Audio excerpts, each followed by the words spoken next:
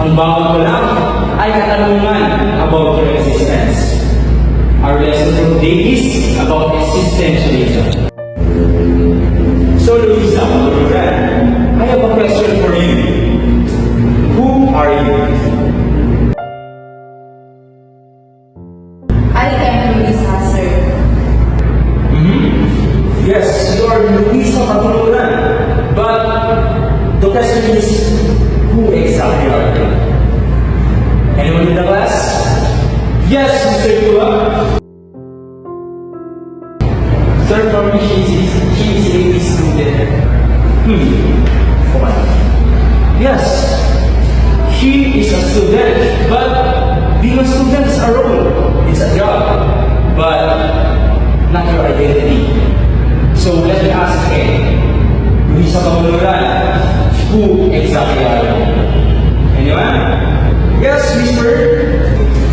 Sir, she is what she chooses to be. So yes, guys, Whisper is correct. You are what you choose to be, or who you choose to be.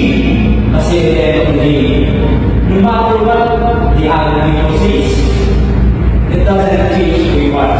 Kasi kung tanongin mo sila kung sino ka nga ba, kung sasabihin na nila is either your occupation, your role in society, your name, but not who you are, but not who you choose to be. So, no matter what the other people say, choose who you want to be, So, let me ask you again, who are you? You are who you choose to be. Again, you are who you choose to be. So, guys, any other question? Okay, Mr. Tua. Sir, pwede gas na ako para namin malalaman kung sino talaga ako.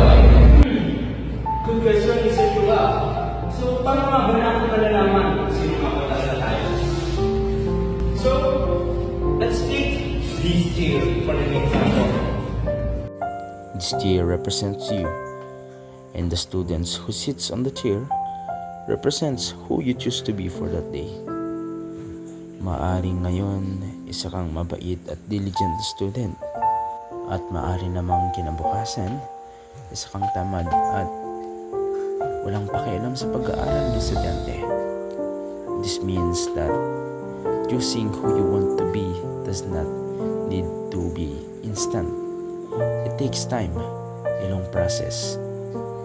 So day after day, you can choose who you want to be. Do this until you find the perfect one. The one that you want to be. The one who you choose to be. That is all. So now that we know about that, I have another question. Do you guys think that someone can change their destiny? Yes, Tua? Sir, for me, it's no. Correct. Our destiny is predetermined when we are born. So, who says otherwise? Hi, Miss Bennett. Miss Luisa. Stand up. Sir, I think it's a yes. Because you have said earlier that you choose what you choose to be. So I think you can change your destiny by choosing what you choose to be. Thank you, Miss Bennett, for that wonderful answer. I think both of your answers are very correct.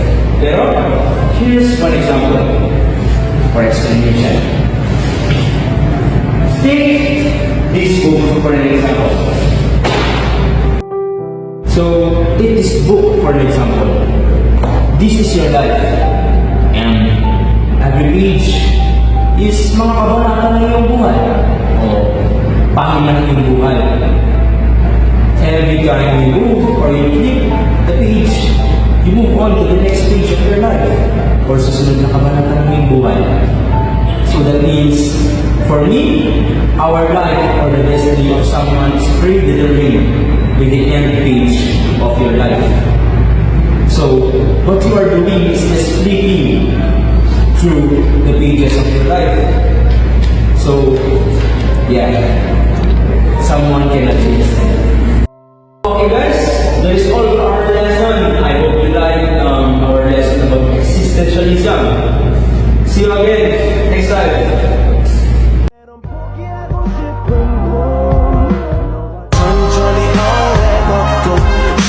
until the